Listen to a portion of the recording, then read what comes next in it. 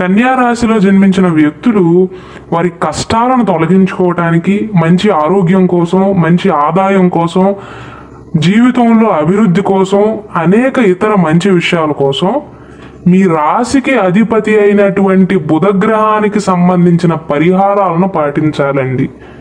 కావున కన్యా రాశి వారు బుధుని యొక్క అనుగ్రహం కోసం ఓం బ్రాం బ్రీం బ్రౌం సహ బుధాయ నమః అనే బుధ బీజ మంత్రాన్ని ప్రతిరోజు, వీలైతే ప్రతిరోజు కానీ లేదా ప్రతి బుధవారం కూడా 9 సార్లు క్రమం తప్పకుండా పఠించాలి. దుర్గాదేవి జ్యోతిషాలయం. మీరు ఎక్కడెక్కడో జ్యోతిష్యం చెప్పించుకుని నిరాశ చెంది ఉన్నారా? అయితే ఒక్కసారి ఈ గురువు గారికి ఫోన్ కాల్ చేసి చూడండి. ప్రేమ, పెళ్లి, ఉద్యోగం, రాజకీయం, విదేశీ ప్రయాణం, ధనం నిలకడగా లేకపోవటం, భార్యాభర్తల మధ్య గొడవలు, ఆస్తి తగాదాలు, అప్పుల బాధ, ఎటువంటి సమస్యలకైనా రోజుల్లోనే పరిష్కారం చూపిస్తారు. వీరి ఫోన్ నంబర్ 9573058625. దూర ప్రాంతంలో ఉన్న వారికి కూడా ఒక్క ఫోన్ ద్వారానే వెంటనే పరిష్కారం చూపిస్తారు. అలాగే శాస్త్రం ప్రకారం బుధగ్రహం యొక్క అధిష్టాన దైవం మహావిష్ణువు అండి. మహావిష్ణువుకి ఇంకొక అవతారమే కలియుగ శ్రీ వెంకటేశ్వర స్వామి వారు.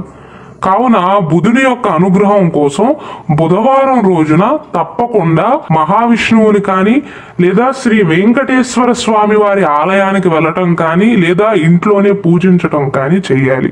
వీలైనట్లయితే బుధవారం నాడు వెంకటేశ్వర స్వామి వారి ఆలయాన్ని సందర్శించండి.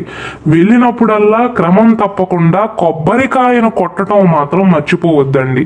మీరు దేవుని కోసం పూలు, పళ్ళు, పలహారాలు తీసుకువెళ్ళకపోయినా పర్వాలేదు, కానీ కొబ్బరికాయను మాత్రం కొట్టాలి. నేను ఎందుకు ఇలా చెప్తున్నాను అంటే, దేవాలయానికి వెళ్ళినప్పుడు కొబ్బరికాయ కొట్టారనుకోండి, ఆ కొబ్బరికాయ ఏ విధంగా అయితే పగిలి 2 ముక్కలు అవుతుందో అలాగే మీ జాతక దోషాలు కూడా పగిలి ముక్కలై మీ నుండి తొలగిపోతాయి. కాబట్టి మీరు ఏ గుడికి వెళ్ళినా, మెయిన్గా వెంకటేశ్వర స్వామి వారి గుడికి వెళ్ళినప్పుడు మాత్రం కొబ్బరికాయను మర్చిపోవద్దు. ఆ కొబ్బరికాయలో ఒక్క చుక్క నీరు ఉన్నా చాలండి. అలాగే మీరు ఇవ్వవలసిన దానం విషయానికి వస్తే పెసలను దానంగా ఇవ్వాలండి. పచ్చి పెసలను కానీ ఉడకబెట్టిన పెసలను కానీ దానంగా ఇచ్చినట్లయితే జాతక దోషాలనేవి తొలగిపోతాయండి. సుఖ సంతోషాలతో, అష్టైశ్వర్యాలతో ఉండగలుగుతారు. అలాగే కన్యా రాశి జాతకులు బుధవారం నాడు ఆవుకి పచ్చగడ్డి తినిపించటం కానీ, తోటకూర కానీ ఇలాంటి ఆకుకూరలు ఆహారంగా ఇవ్వాలి.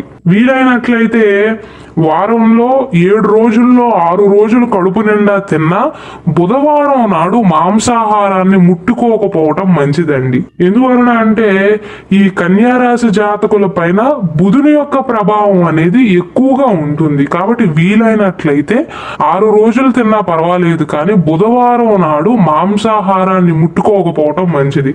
ఒకవేళ మీ ఆరోగ్యం కనుక మీకు సహకరిస్తున్నట్లయితే బుధవారం నాడు ఉపవాస దీక్ష తీసుకోవటం మంచిదండి. ఈ కన్యా రాశి జాతకులకు ఉత్తర, దక్షిణ దిక్కులు బాగా కలిసి వస్తాయండి. అలాగే కుజ దశలో రవాణా వ్యాపారం అనేది వీరికి బాగా కలిసి వస్తుంది. మీరు ఆరాధించవలసిన దైవాల విషయానికి వస్తే విష్ణు ఆరాధన చేయటం కానీ లేదా శ్రీ వెంకటేశ్వర స్వామి వారికి ఆరాధించటం వల్ల అనేక సమస్యలను అధిగమించవచ్చండి. అలాగే చాలా మందికి తెలియని విషయం ఏంటంటే, రుద్రాక్షను, మీ జాతక రుద్రాక్షను కనుక మీరు ధరించినా, మీ శరీరానికి దగ్గరలో ఉంచినా సరే మీ జాతకానికి సంబంధించిన అనేక దోషాలు తొలగిపోవటమే కాకుండా ఎవరైనా మీ పైన మంత్రతంత్ర ప్రయోగాలు చేసినా మీ పైన పని చేయవండి. అంటే నెగిటివ్ ఎనర్జీ అనేది మీకు తాకదు.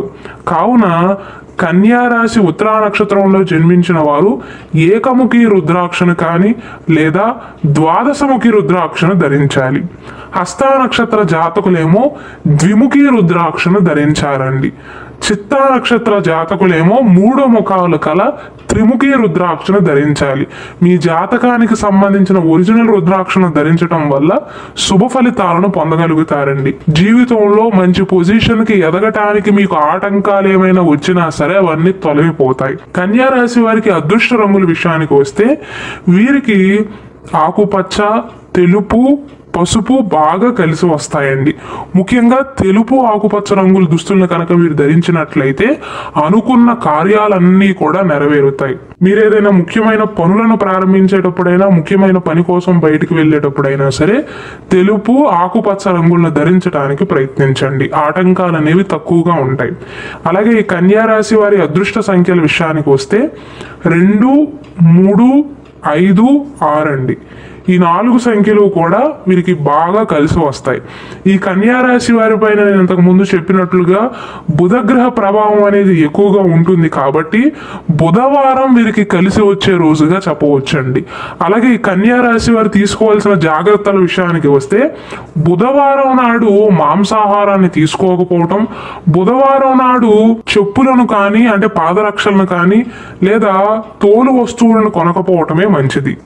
అంటే లెదర్తో చేసిన బెల్ట్లు కానీ, లెదర్తో చేసిన పర్సులు కానీ, తోలు వస్తువులను తీసుకోకపోవటమే మంచిదండి. అలాగే ఈ కన్యా రాశి జాతకులకు దురదృష్టం పోయి అదృష్టం పట్టాలి అంటే ఏదైనా శుభతిథి నాడు బుధవారం నాడు మట్టి కుండను నదిలో కానీ, సరస్సులో కానీ, లేదా మీ దగ్గరలో ఉన్న చెరువులో కానీ, కాలువలో కానీ, సముద్రంలో కానీ మూతతో సహా నిమజ్జనం చేయడానికి ప్రయత్నించండి. ఇలా చేయటం వల్ల కన్యా రాశి వారికి పట్టిన దురదృష్టం అనేది తొలగిపోతుందండి. ఈ పరిహారానికి పెద్దగా డబ్బులు కూడా ఖర్చు అవ్వండి. బుధవారం నాడు శుభతిథి వచ్చిన నాడు మట్టి కుండను మూతతో సహా నిమజ్జనం చేయండి. అలాగే మన జ్యోతిష శాస్త్రంలో భూత బలి అని ఉంటుందండి. అనగా మనం మనిషి పుట్టాం కదా, నోరు లేని జీవాలు ఏవైతే ఉంటాయో పశుపక్షాదులు కానీ, జంతువులు కానీ, క్రిమి కీటకాలు కానీ వీటికి ఆహారాన్ని అందించటం కానీ, వాటి ఆకలిని తీర్చటం కానీ, దప్పిక తీర్చటం కానీ ఇలాంటివి కనుక మీరు చేసినట్లయితే కన్యా రాశి వారికి జాతకరీత్యా అనుభవించవలసిన ఎన్నో సమస్యలు, కష్టాలు ఈ భూత బలి వలన లభించిన పుణ్యకర్మతో అవన్నీ కూడా తొలగిపోతాయండి. కాబట్టి కన్యా రాశి జాతకులు ఆడవారైనా మగవారైనా సరే మీ ఇంటి ఆవరణలో కానీ లేదా మీ ఇంటి పైకప్పు పైన పక్షుల కోసం కాస్త ఆహారాన్ని వేయటం కానీ, ధాన్యాలను అమర్చడం కానీ, మట్టి పాత్రలో నీటిని పెట్టడం కానీ, వాటి దప్పిక తీర్చడం కానీ ఇలాంటి మంచి పనులు కనుక చేసినట్లయితే భూత బలి వల్ల మీకు వచ్చిన పుణ్యకర్మతో మీ జాతక దోషాలన్నీ కూడా తొలగిపోతాయండి. అలాగే నేను ఇంతకు ముందు చెప్పినట్లుగా ఆవుకి పెసలు తినిపించటం కానీ, లేదా కూరగాయలను తినిపించటం కానీ, ఆకుకూరలను తినిపించటం కానీ, తోటకూరను తినిపించటం కానీ ఇలా చేయటం వల్ల కూడా మీ జాతకానికి సంబంధించిన దోషాలు అనేవి తొలగిపోతాయి. అంతే తప్ప బిర్యానీ ఆకులను తగలపెట్టడం కానీ, లేదా మీ కోరికలన్నీ కూడా ఒక కాగితం పైన రాసుకుని దాన్ని బూడిద చేయడం ఇలాంటివి చేయటం వల్ల ఎటువంటి ఉపయోగం ఉండదండి. మీ పైన ముఖ్యంగా బుధుని యొక్క ప్రభావం అనేది ఎక్కువగా ఉంటుంది కాబట్టి బుధగ్రహానికి సంబంధించిన పరిహారాలను పాటించాలి. అలాగే కన్యా రాశి వారు వీలైనంత వరకు ఉదయాన్నే లెగవటానికి ప్రయత్నించండి. సూర్యోదయం కంటే ముందే లెగవటానికి ప్రయత్నించండి. సూర్యోదయానికి ముందే నిద్ర లేచి సూర్యునికి అర్ఘ్యాన్ని సమర్పించండి. సూర్య భగవానుడికి మనస్ఫూర్తిగా నమస్కరించి అర్ఘ్యాన్ని సమర్పించినట్లయితే తెలుసో తెలియకో చేసిన పాపాల వల్ల కానీ జాతక రీత్యా మీరు అనుభవించవలసిన ఆరోగ్య సమస్యలు అనేవి తగ్గుతాయండి.